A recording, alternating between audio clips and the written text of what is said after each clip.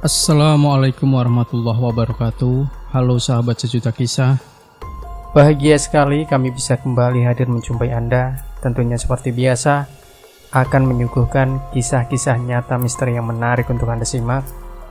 Kesempatan kali ini kami akan berbagi sebuah kisah nyata misteri yang berjudul Genderuwo Penunggu TPU Batu Hitam. Salam sejahtera buat sahabat semua, sahabat Kang Asep Hidayat dimanapun berada. Baik, kali ini saya akan menceritakan kisah yang saya alami pada tahun 2004 di Ranai saat saya mengalami kecelakaan. Semoga berkenan dan inilah selengkapnya. Jodoh, maut, rezeki memang sudah diatur oleh Yang Maha Kuasa, namun tetap kita harus berusaha. Untuk mendapatkan jodoh, mesti kita juga berusaha, apalagi jodoh yang sesuai dengan harapan kita. Pepatah mengatakan, jodoh yang baik hanya untuk yang baik, maka teruslah berbuat baik dan hidup di lingkungan yang baik agar mendapatkan yang baik. Rezeki, Allah memang sudah memberikan rezeki kepada semua manusia, dari mulai dilahirkan hingga ajal menjemput. Namun perlu juga kita berusaha dengan berbagai macam cara yang tentunya di jalan Tuhan. Namun dari 3 poin ini kembali kita serahkan kepada Yang Maha Kuasa, karena kita hanya bisa berusaha dan tetap bersyukur atas semua yang telah diberikannya kepada kita, agar kita bisa bahagia di dunia maupun di akhirat. Maaf nih, bukan ceramah. Hehe. Tahun 2004 di Ranai, Natuna, malam Jumat pukul 21 waktu Indonesia Barat atau jam 9 malam. Aku duduk di teras rumah. Saat itu semua orang yang ada di rumah itu sedang tidak ada, karena tengah ada acara di daerah Batubi, desa transmigrasi yang ada di Natuna. Oh ya, di Ranai Natuna saat itu aku baru 1 tahun. Yang sebelumnya aku bertugas di Pulau Batam. Tahun 2003 aku ke Ranai Natuna. Di Ranai aku tinggal bersama abang angkatku bersuku Jawa, yang beliau pun sekampung denganku di Kecamatan Tapung Riau. Rumah abang angkatku itu di Batu Hitam, yang posisinya tepat di depan pemakaman umum atau TPU. Tentunya setiap saat kita bisa melihat pemandangan yang luar biasa. Bangunan rumah itu 100% terbuat dari kayu, dengan daun jendela masih bolong alias tak pakai kaca. Walau sudah dipasang terali, tak ada tirai untuk gorden sebagai penutup jendela. Malam itu aku duduk sendiri di teras. Sesekali aku sapukan pandangan mataku ke arah depan, di mana area pemakaman yang gelap. Di teras aku hanya main HP baru, yang sore tadi aku beli di toko Romi yang ada di Ranai. Pletak! Tiba-tiba saja aku mendengar sesuatu yang entah dari mana asalnya. Suara itu seperti lemparan batu kecil. Aku sedikit terkejut dan kuarahkan pandanganku ke area pemakaman yang gelap itu. Terlihat olehku cahaya api kira-kira sebesar pola kaki di dahan pohon mangga yang begitu besar. Di tepi sebelah kiri area pemakaman, cahaya api itu berwarna kuning kemerahan. Dan anehnya, walau cahaya api itu besar, namun tidaklah menerangi di sekitarnya. Karena penasaran, aku berdiri dan dengan perlahan aku melangkah mendekati cahaya itu. Tentunya aku harus masuk dan melewati celah-celah kuburan yang menghampar di sana. Tanpa aku sadari, langkahku semakin dekat dengan pohon mangga nan besar itu, hingga akhirnya aku tepat berada di bawahnya. Karena memang pohon itu sangat besar dan tinggi, untuk melihat ke bagian atas, aku harus mendongakkan kepala. Mataku tertuju pada cahaya itu. Cahaya merah itu terlihat berputar-putar di antara dahan-dahan pohon mangga. Perlahan cahaya itu turun dan turun, hingga kira-kira 2 meter di atas kepalaku. Sungguh pemandangan yang tidak indah, karena tiba-tiba saja tubuhku terasa bergetar hebat, karena rasa terkejut dan ketakutan seketika merasuki jiwaku. Astagfirullah. Aku melihat sosok yang begitu menakutkan, hingga aku sulit untuk menggambarkan dari penampakan itu. Aku berlari secepat yang aku bisa. Berlari di area pemakaman bukanlah hal yang mudah, karena harus beberapa kali kakiku tersandung serta betisku berbenturan dengan nisan-nisan kuburan. Buah. Begitu masuk ke dalam rumah, aku langsung menutup daun pintu rumah. Dan tentunya itu percuma, karena semua jendela tidak ada kacanya serta kordennya. Aku kunci pintu itu, lalu masuk ke dalam kamar. Di dalam kamar, aku duduk di tepi ranjang kayu dengan nafas tersengal-sengal. Terasa pedih di bagian betisku.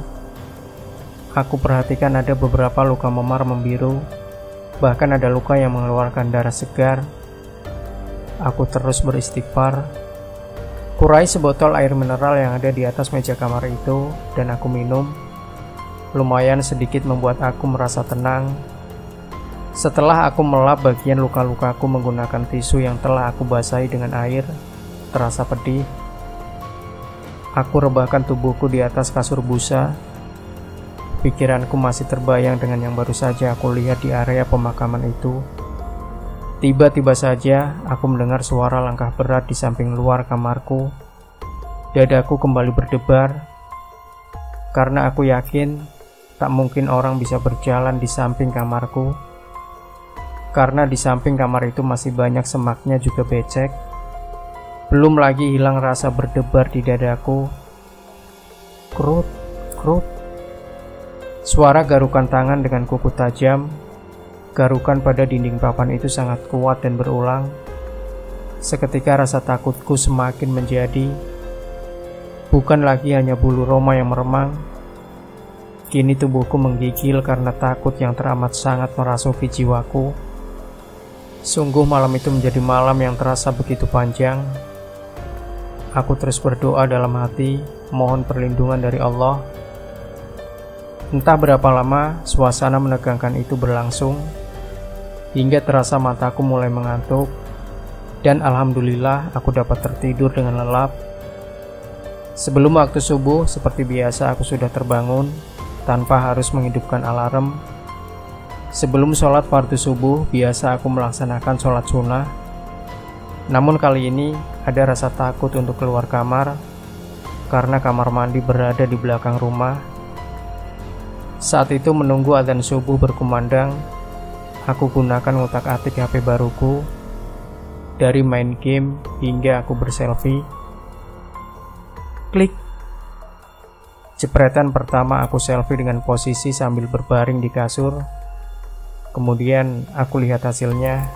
Duh, kok nggak bagus gambarnya, pikirku.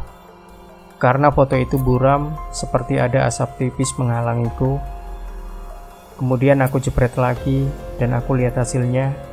Lagi-lagi aku merasa kecewa, karena hasilnya semakin buruk, asap putih semakin tebal. Hingga berikutnya aku jepret lagi, dengan seksama aku lihat. Astagfirullah. Terlihat tepat di sampingku, sesosok mengerikan tengah berbaring, dengan bentuk tengkorak tanpa mata dan hidung. Terlihat gigi tersusun rapi tanpa bibir. Seketika aku turun dari kasurku dan berdiri di sudut kamar, menghadap ranjang. Sumpah aku ketakutan. Allahu Akbar, Allahu Akbar.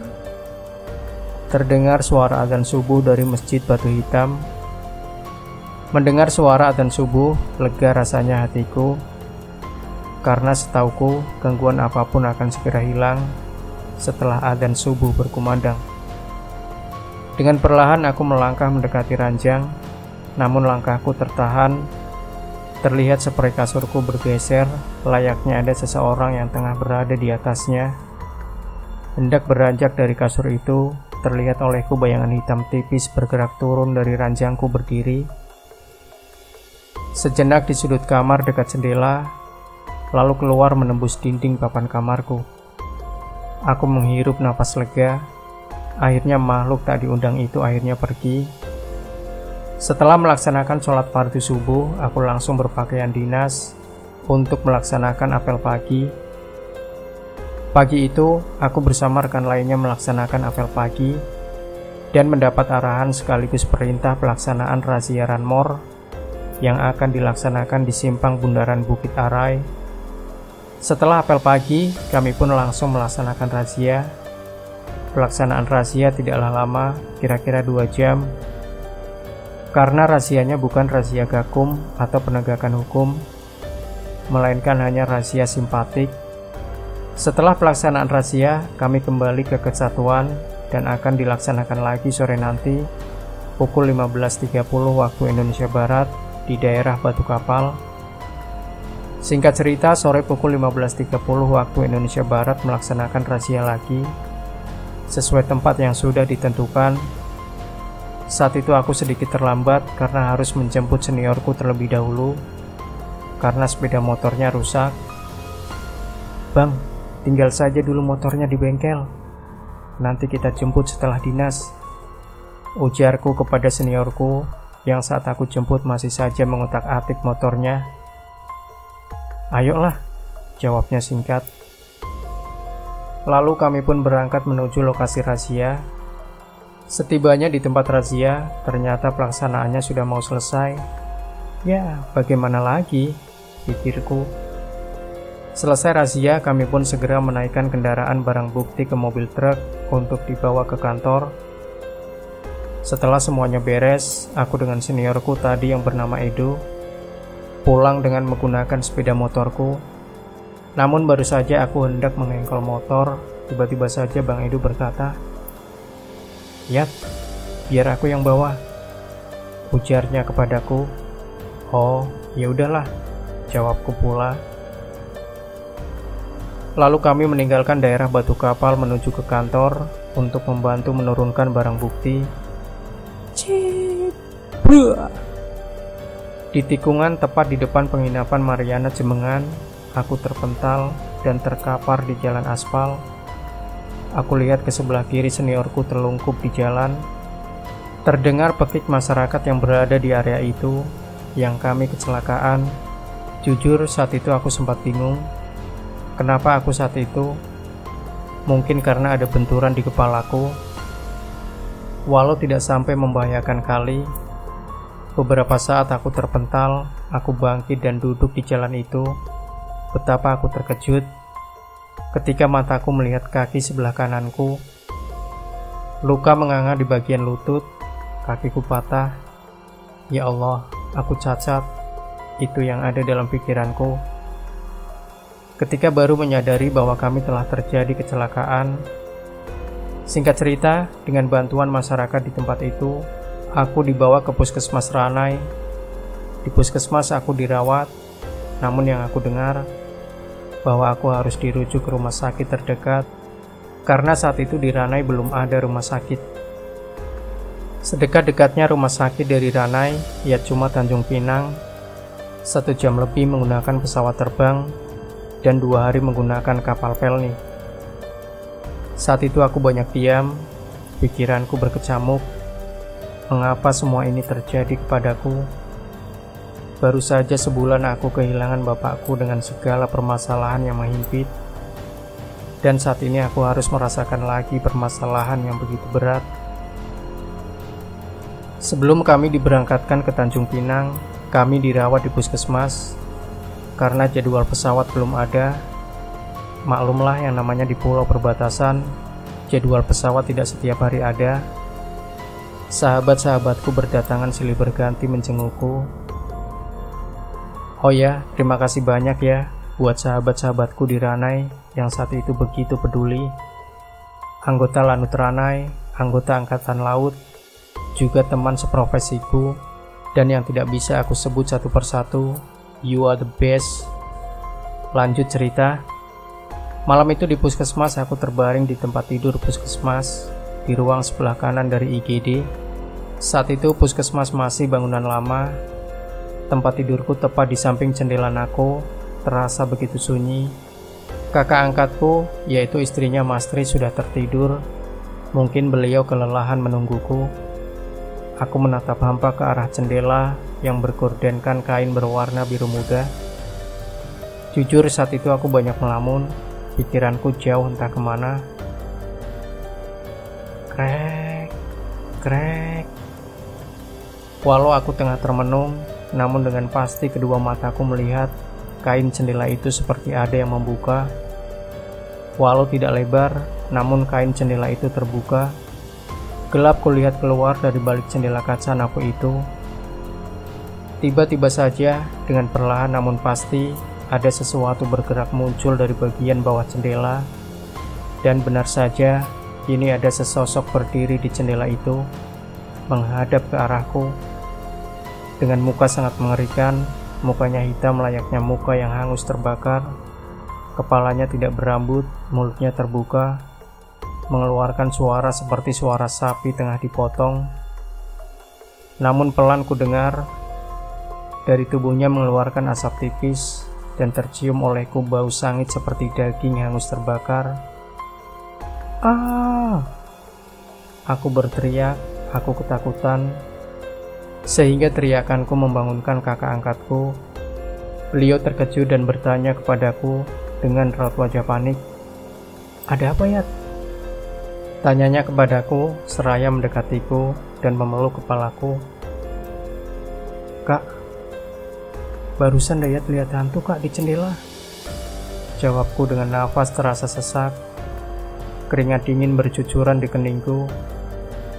Singkat cerita, akhirnya aku diberangkatkan juga ke Tanjung Pinang. Aku dirawat di salah satu rumah sakit yang ada di Tanjung Pinang. Setelah proses perawatan dan tindakan, akhirnya aku dirawat di ruang rawat inap. Aku sekamar dengan Bang Edo, karena satu ruangan hanya 2 bed saja. Dan aku tepat di sisi kiri ruang itu. Lagi-lagi aku dekat dengan jendela kaca naku. Ketika hari masih siang, aku merasa senang. Aku tidak suntuk, karena secara bergantian leteng-letengku yang bertugas di Tanjung Pinang berdatangan menjengukku. Selain itu, setiap sebentar perawat-perawat muda dan cantik pun bergantian mengecekku. Jujur, aku sering pura-pura mengeluh kesakitan supaya aku dipegangnya. Hehehe. Maklum, aku masih bujangan saat itu. "Aduh, sakit." Tiba-tiba aku mengeluh sakit. Ketika perawat itu tengah berada di dekat Bang Edo, tentu saja perawat-perawat itu memalingkan wajahnya kepadaku.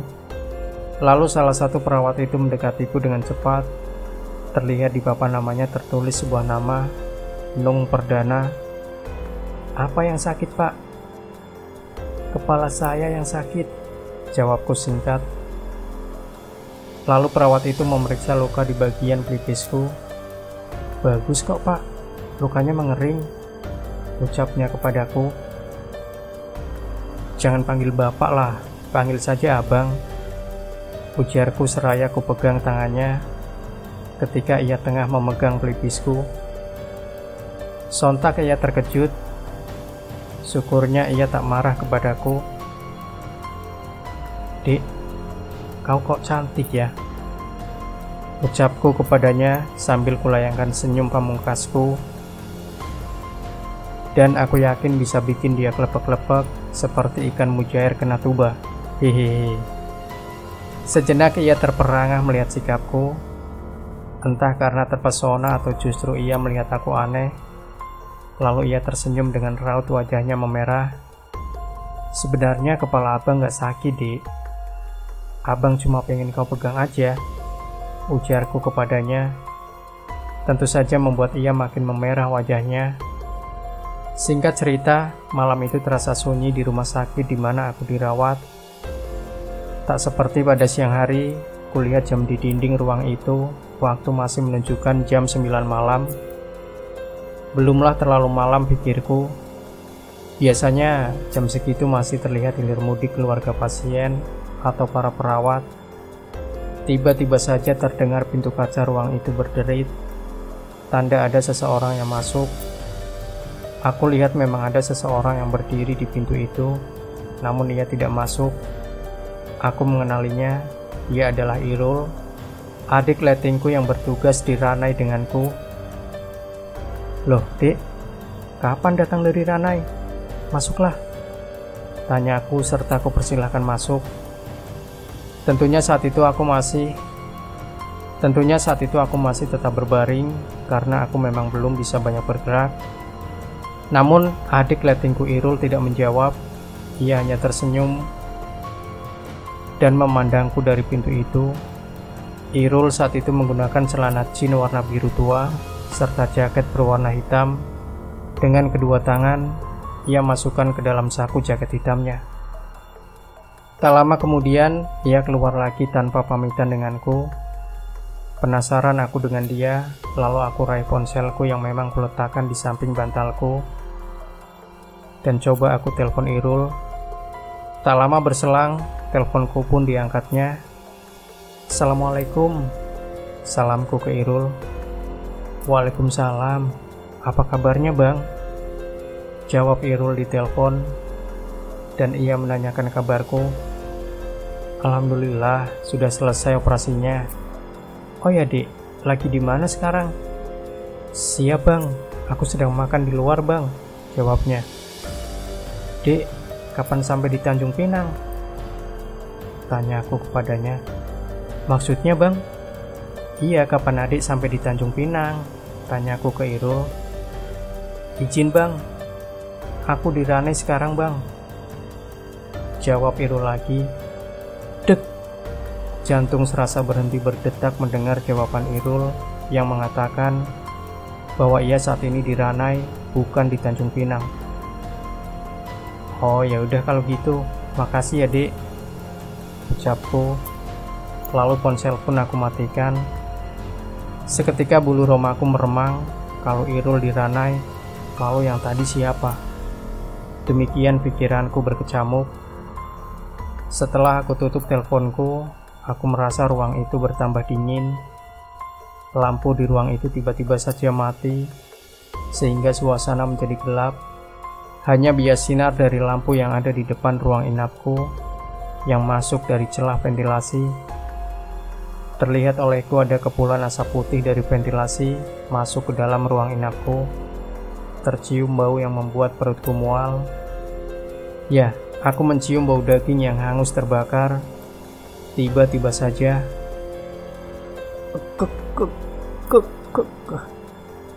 aku mendengar suara seperti seseorang yang tengah kesulitan bernafas karena tercekik.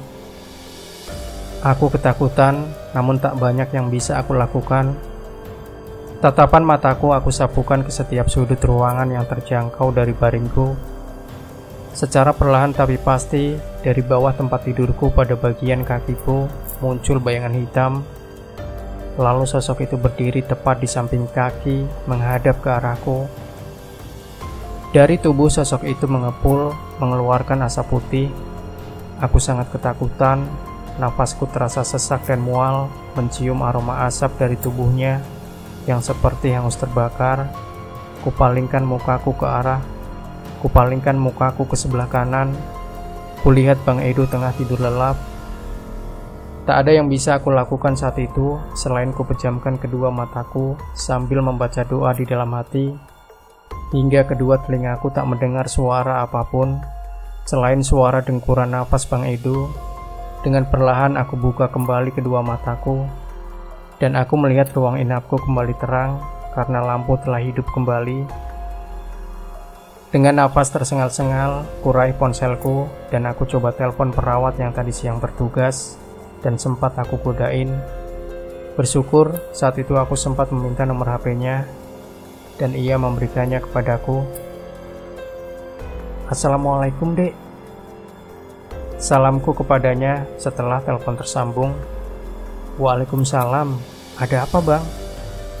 Dia menjawab salamku dan bertanya, Dek, bisa nggak datang ke sini, temani Abang? Ada sesuatu di sini Dek. Abang minta tolong Dek, pintaku kepadanya. Singkat cerita, tak lama perawat itu datang sendiri ke ruang inapku. Kebetulan rumahnya pun tak jauh dari rumah sakit. Ada apa Bang? Abang kenapa? Tanyanya kepadaku dengan raut wajah khawatir. Singkat cerita, aku ceritakan semua yang baru saja aku alami sebelum ia datang. Mendengar ceritaku, terlihat ia merasa cemas, namun ia berusaha bersikap tenang. Udahlah Bang, Abang harus tenang ya. Adik kan sekarang di sini nemani Abang, Kebetulan adik libur dan malam besok baru dinas, ujarnya lembut menenangkan aku. Namun aku tak dapat juga tenang, karena walau makhluk itu tidak berada di dalam ruangan itu, tapi aku melihat ada di balik jendela berkaca aku itu. Bagaimana abang bisa tenang, Dik? Makhluk itu semenjak abang masih di Ranai, dia mengikuti abang terus, ujarku kepadanya. Begini saja bang, gimana kalau adik suruh Pak Ustadz kesini, abang setuju nggak? Ujar perawat cantik itu menawarkan untuk memanggil Ustadz kenalannya, dan aku pun hanya mengangguk setuju, karena aku merasa tak kuat lagi dengan gangguan makhluk itu. Singkat cerita, setengah jam kemudian datang seorang ustadz ke ruangan itu.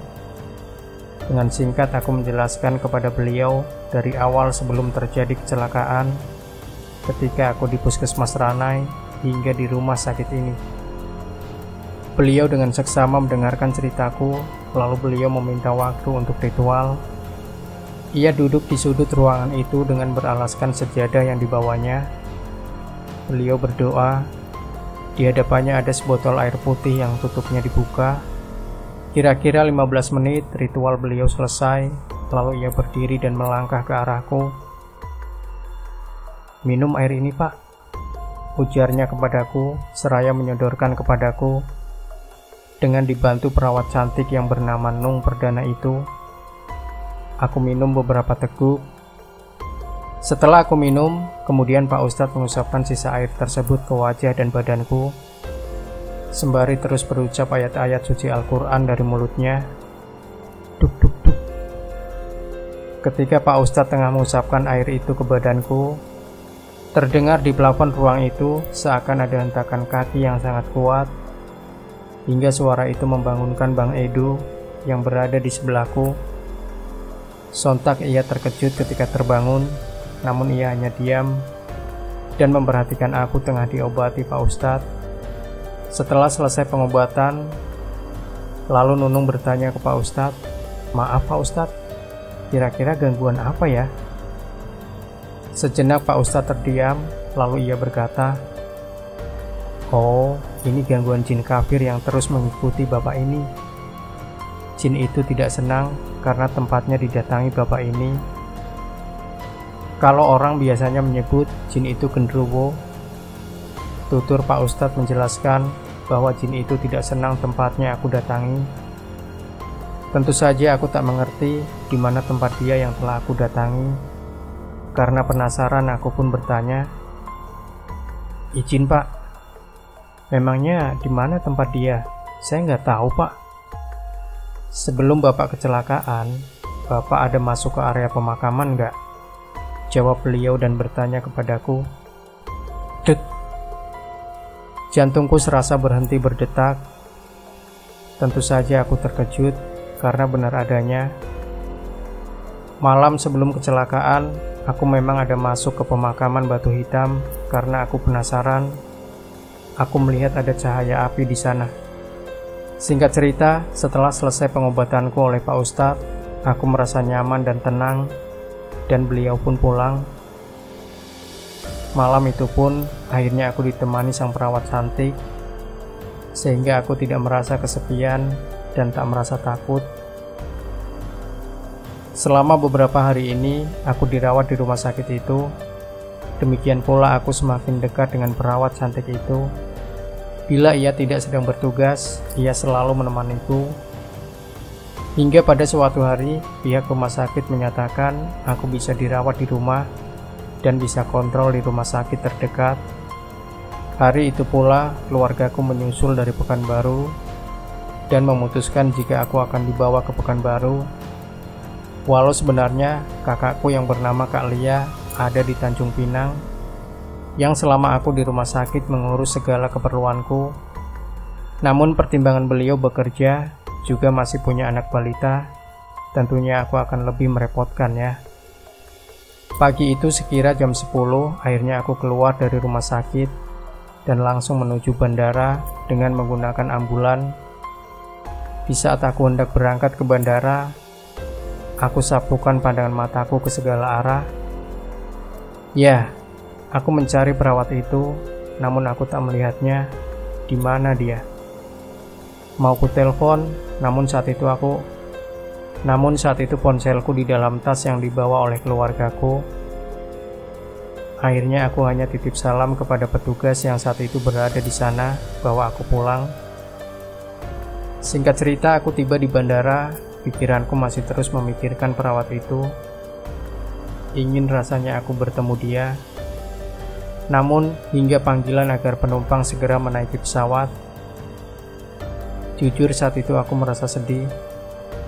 Kursi rodaku mulai didorong oleh tim medis menuju pesawat. Aku masih menyempatkan menoleh ke arah belakang. Aku berharap perawat itu menyusulku. Kembali aku kecewa, dan akhirnya aku pasrah. Dan aku menatap lurus ke depan. Bang! Tiba-tiba saja terdengar olehku suara seorang perempuan memanggil. Namun aku tak menolehnya, karena belum tentu itu memanggilku. Bang, tunggu bang. Kembali terdengar panggilan itu, yang kali ini tepat di samping kananku. Seketika aku menoleh ke sebelah kanan, dan ternyata, ya Tuhan, dia rupanya yang aku cari dan aku tunggu telah berdiri di samping menghadap kepadaku. Tanpa sadar, aku berteriak senang. Bahkan aku peluk dia sebisaku. Kemana aja, Dek? Abang cariin gak ada. Dek, abang pulang ya. Doakan abang cepat sembuh. Makasih ya sudah ngurus abang. Semoga kita bisa ketemu lagi, ucapku kepadanya. Tentu saja ia merasa canggung mendapat pelukanku. Ya, wajarlah. Aku hanya pasiennya, bukan saudara dan bukan juga kekasihnya. Aku pun baru menyadari itu. Kulepaskan pelukanku karena petugas menyarankanku agar segera masuk ke dalam pesawat. Ia menyalamiku dan mencium tanganku. Terlihat bening dari matanya mengiring kepergianku.